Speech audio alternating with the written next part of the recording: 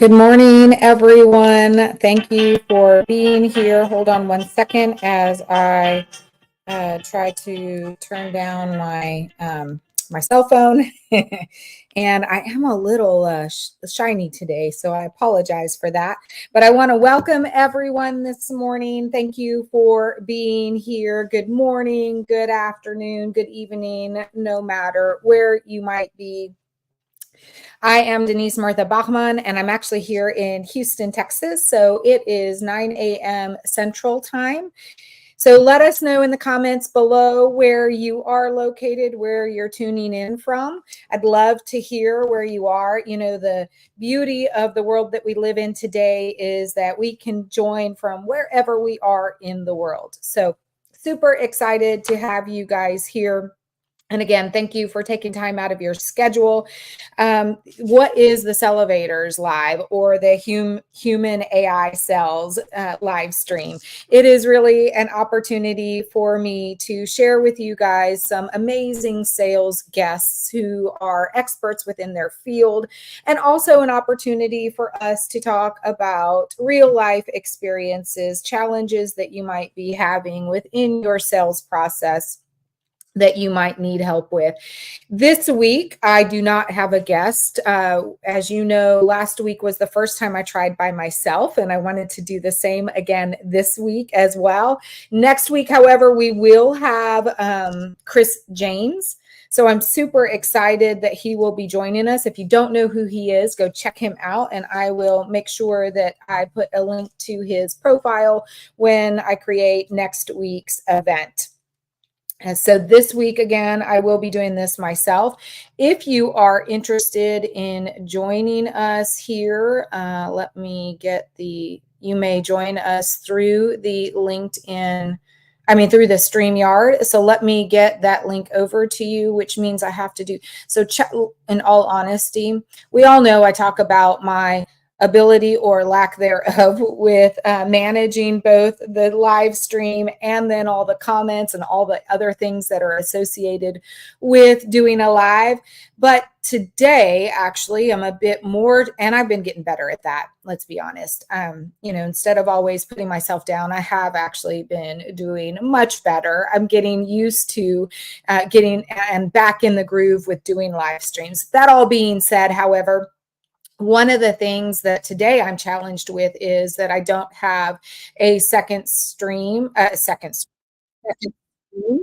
And so I am managing everything from this, from one screen right now. So bear with me, but I did put the StreamYard link in the comments below. So if you'd like to join us on stage, feel free to click on the link and come on stage.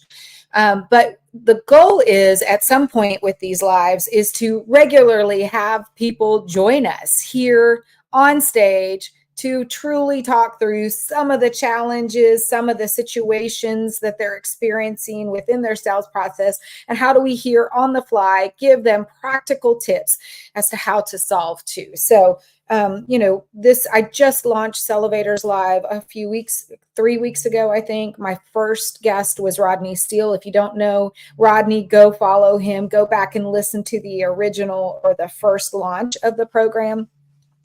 And but the goal would be eventually to have people join us regularly, have a plan ahead of time. In the meantime, if you want to join us, below is the link to the StreamYard. You may enter, and then I'll bring you up on stage. But tell us where you're from. Love that I have people here visiting today, joining us. So definitely tell us where you are from. I want to kick this off with, I created a post on Sunday, Easter Sunday, with a funny video, or at least I thought it was funny. In actuality, when you did the research, it was a bit creepy for the kids of this parent who had put on this bunny head, and which had the ears, and he was dancing, kind of funny. I thought it was hilarious, but I could see how it could be creepy, which therein led me to mention that I can remember a time in sales where, in my experience, where there was a friend of mine or a colleague of mine who actually was super creepy with his client. and it actually cost them the deal. And so I asked if anyone was interested, I would share that story rather than creating a long-winded post. There were a couple of people who did ask, so for those, I thought I'd share here on the stream, on the live stream, a little bit about that story. But it was, oh, I don't even remember what year it was, but it was a colleague of mine who was really good at what they did in most instances, you know, in was top of the game most of the time. This particular year, however, this individual was not on their game, and I don't really know why, neither here nor there. But the reality was they were a bit challenged within the set meeting in attaining or even exceeding quota. So they had this opportunity that was really large, and they needed this deal to close. So the person had gone silent. We didn't really know why. And I say we because I was privy to what was transpiring, but they didn't know why the transaction was at a standstill, why the buyer had essentially ghosted them. And what we realized was, and I say again, it had nothing to do with me, but because I was part of the, I was in the know, what transpired was this salesperson had gotten so desperate that they had gone to the extreme of stalking this individual. So much so that he was calling around looking for ways to get in contact with this guy. And it freaked this buyer out so much so that he just said, I'm done. I'm not going to engage with you anymore. Not only is it disrespectful, but it's creepy, which therein. And now that being said, there were some reasons why this buyer was not engaging, and they were having some challenges themselves. And then you had the salesperson who was a bit challenged as well and a bit desperate because they needed to make this sale. And in the end, they ended up losing it. Being creepy in sales can sometimes, always deters the end result.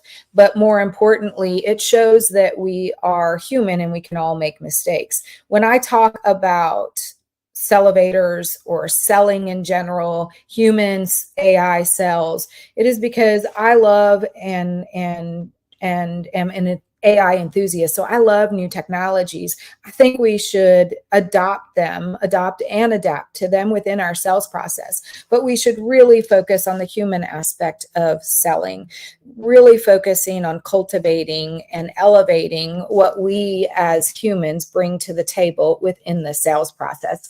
So when we have moments where we can be creepy or desperate, it all goes back to, even though we wish we wouldn't have done that, it all goes back to being human, and being human in the sales process is more important than ever before. I won't say that it was actually not ever important, but if we reflect back on what sales looked like, 5 years ago, it was very, very different than it is today. Now, sales has always been evolving. I mean, the one thing you can always count on is change, right?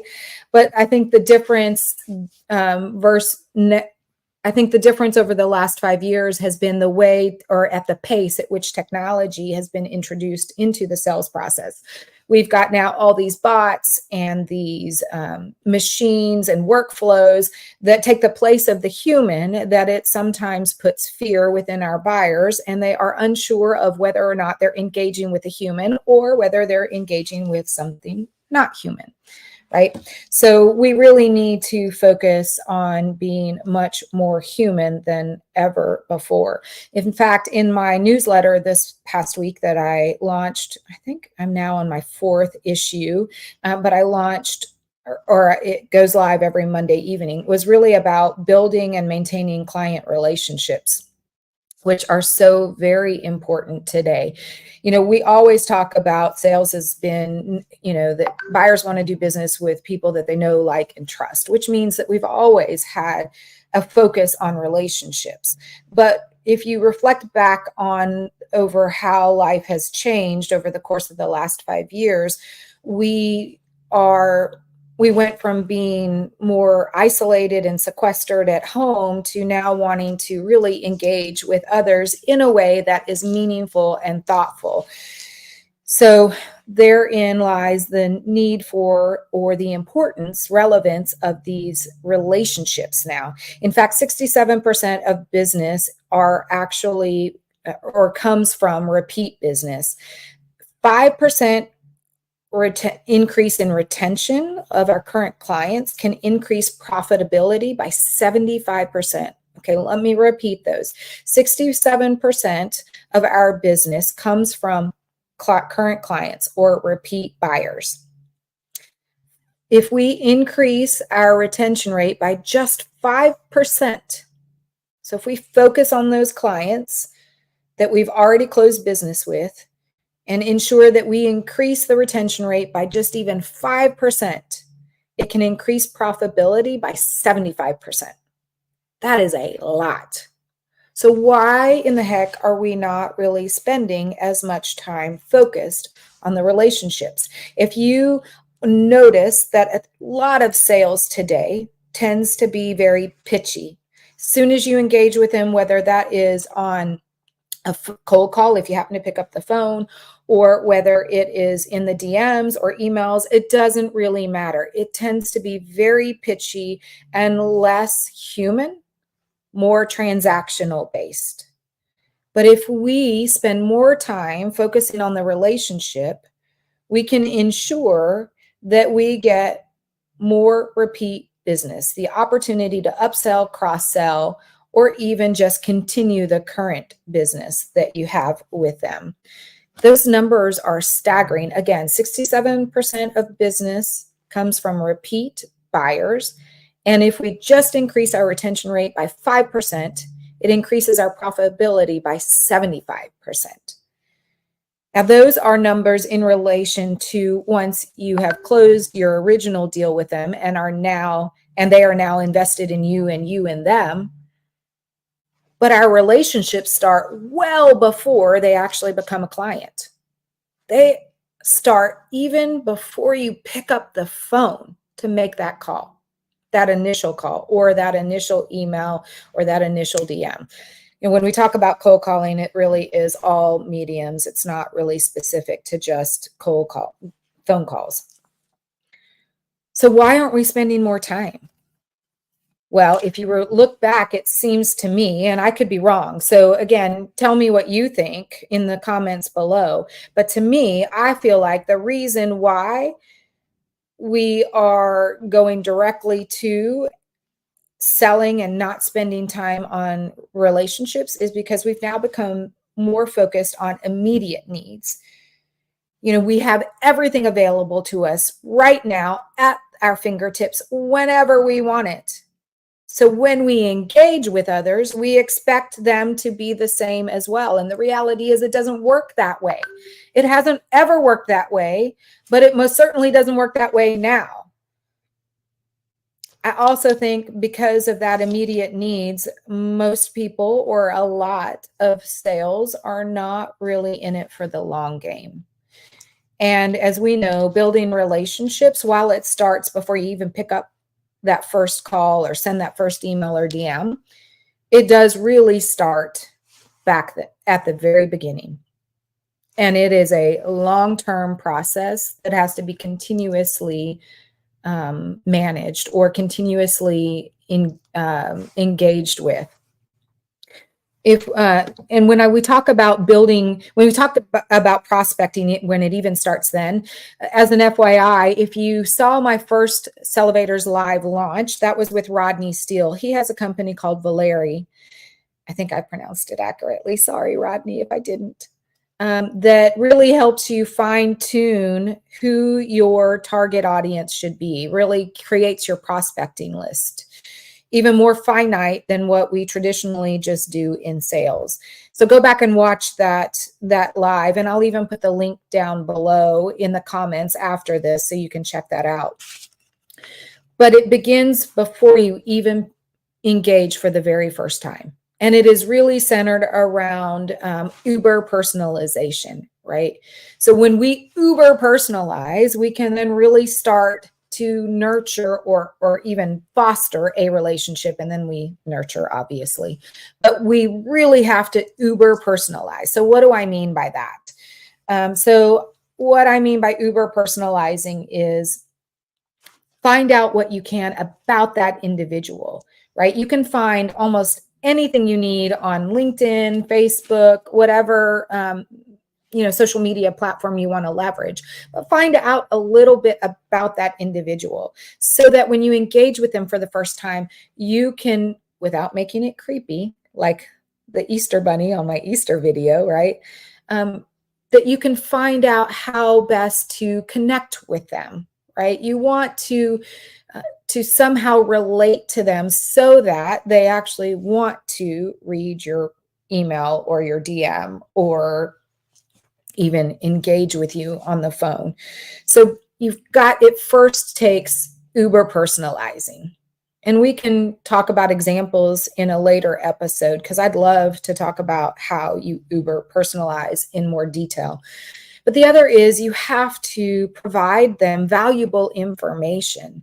I always say give 3 things before you ask for one. And I'd like to claim that as my own, but it wasn't my own. I actually learned that from a woman named Carla Harris. I think she worked for Citibank, one of the financial institutions. I have taken that with me for the last, I don't know, it's been 8 years ago, 10 years ago when I had the opportunity to hear her on a stage, and it really resonated with me. When you give 3 things, then you can ask for something in return. And just sending an email with a resource does not equate to one of the 3. The other person has to then actually respond and acknowledge that you've provided them that first resource for it to count as a resource. So you want to give them 3 things before you ask for one. So you've sent them an email that provided them, I don't know, maybe a white paper, and they respond back with thanks, I'll take a look at it, or I've had an opportunity to. And then you send them a video. And then once you've gotten to the 3 things, you can say, hey, look, Mr. So-and-so, I've sent you all of these resources. I know you've at least wanted to look at them. Can we schedule a call for us to, what day would be best for us to schedule a call so we can talk through these items and see what resonated, what didn't, so that I know what to send to you going forward, or so that I better understand what you're looking for, or whatever. It also, that talk track is determined on or decided upon based on what you actually sent them and what you're looking to accomplish. But nonetheless, the point is that you can ask for something once you've given them at least 3 things. And then it's ensuring that you're consistently following up. Most salespeople give up after the 5th follow-up. But as we know, it takes anywhere from 15 to 20 touch points to engage with a prospective client. And even while it doesn't take that many times as a client, once they become a client, you're still having to nurture a client because they don't engage as often as they used to either. So that being said, it may not take 15 to 20 touch points, but it does take more than it has in the past nonetheless. So the result therein is that we have to engage on a regular basis. We have to consistently follow up with them. And then we have to be proactive. So when they actually engage, or you see something that could potentially happen or occur, or you see how their business is trending, those are moments that we need to start being proactive with them and engaging with them from the beginning. Or engaging with them before an event or before a situation actually happens. Most times we tend to be more reactive than proactive, but it really is our job to be proactive, which means that we are continuously always uber personalizing, doing our homework, our research, and we're leveraging technology. So what types of technologies do I mean? There are lots of various types of technologies that we could leverage within the sales process that will help us continue to build and maintain client relationships. One of them, but I'm only going to focus on 2. One of them are CRMs. I know CRM is taboo. How many of us really love updating our CRM? I know we don't. Put in the comments below if you love to update your CRM or not.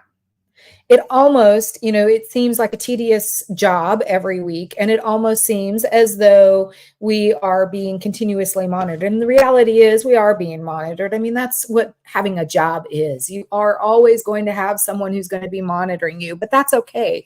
Let them continue to do that. That's not the purpose of a CRM, really. The purpose of a CRM is for us to put information in there, all of our notes, so that we don't forget them.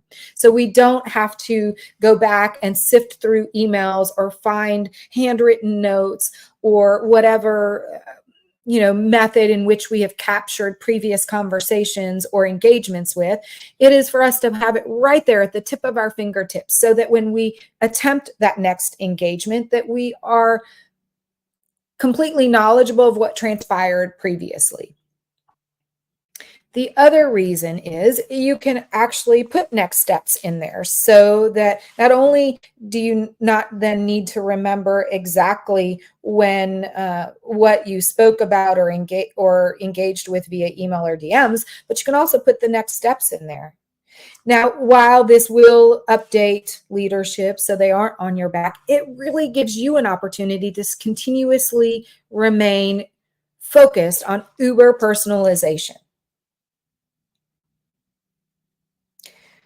The other technology that can be leveraged is what I would call workflow automation solutions, such as Outreach, and there are a multitude of other products. But the concept is, remember we talked about that now it takes anywhere from 15 to 20 touch points in order to engage with a prospect. It may not take that many to nurture a client, but it still does take some repetitive follow-up. And in order to do that, we know that sales reps give up after like the 5th follow-up. So in order to do that effectively, we should be leveraging automation workflow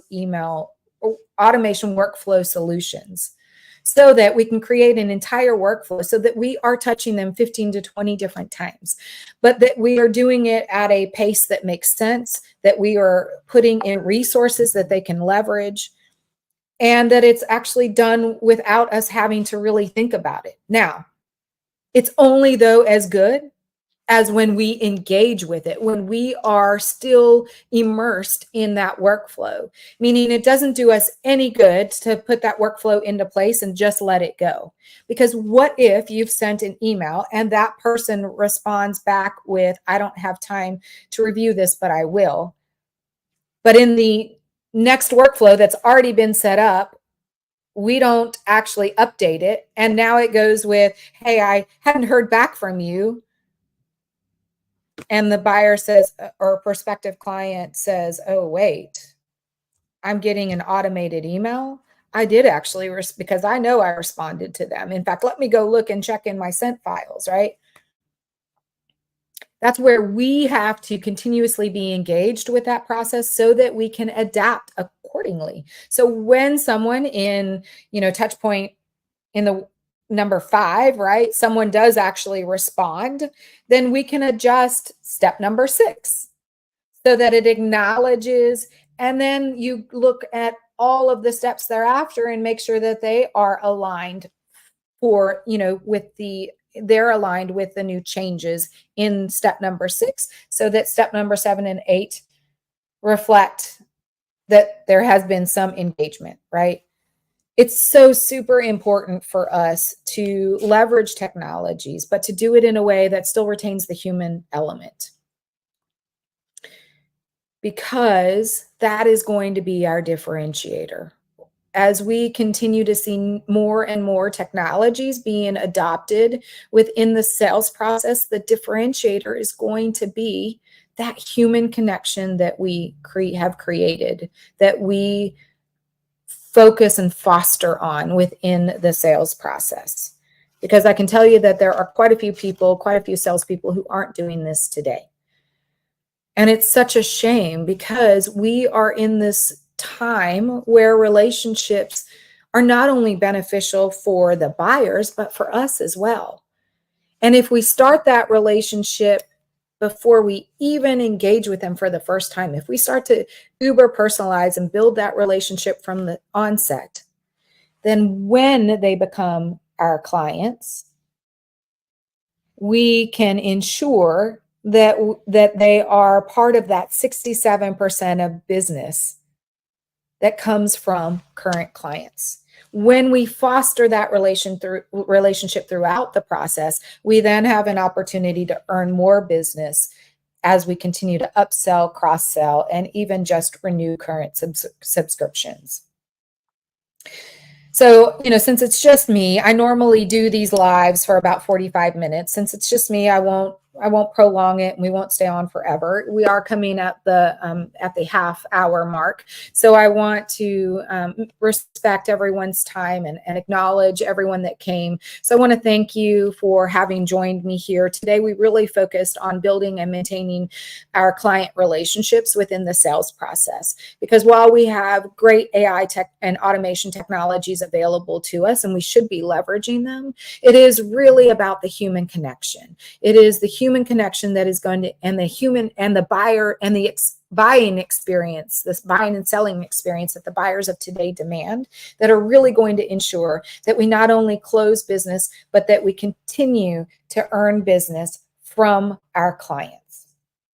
So I want to thank everyone for joining us. Next week, we're going to have Chris James on here. And I would love to, even with Chris here, if you have an opportunity or have a sales opportunity that you'd like to share with us, that you'd like to talk through, I'd love to have the opportunity to work with you in a live setting with Chris, so that we can talk through some scenarios and give you some practical steps or practical tips on how you can elevate your current sales opportunity so that you are killing sales in Q2.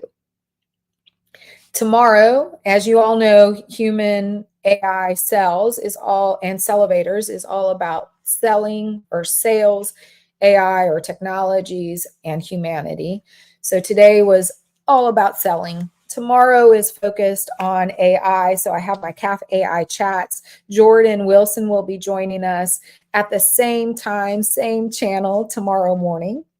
And then on Fridays, I have Coffee with Denise, and that really then speaks to humanity and the human side. So if you're interested, I do have a full lineup for for April, although I did actually have someone scheduled, but based on some scheduling conflicts, I do have an opportunity to bring someone else on Friday. So if you're interested in joining me on Coffee with Denise, it is really sharing a little about those people who are in my network, in my community, of whom I really adore, and allowing us to have just good conversation about them, what they do, what their experiences are, and really just an opportunity for you to get to know them. So be sure to check out next week's Sellovatorz with Human AI Sales with Chris James. Tomorrow we have Jordan Wilson on CAF AI Chats. And on Friday, if you're interested in joining me for Coffees with Denise, let me know and we will join, and I will send you the information for that. For the Sellovatorz program, I have 2 open spots still for this month. So if you're interested, let me know. And I'm super excited. I'm launching in partnership with 2 other people, and I'll share who those are and a little bit more about the program.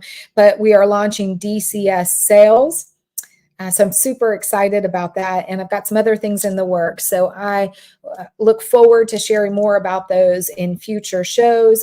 In the meantime, be sure to check out my newsletter and check out Chris James as we prepare for him next week, and Jordan Wilson as we prepare for him tomorrow on Cafe AI Chats.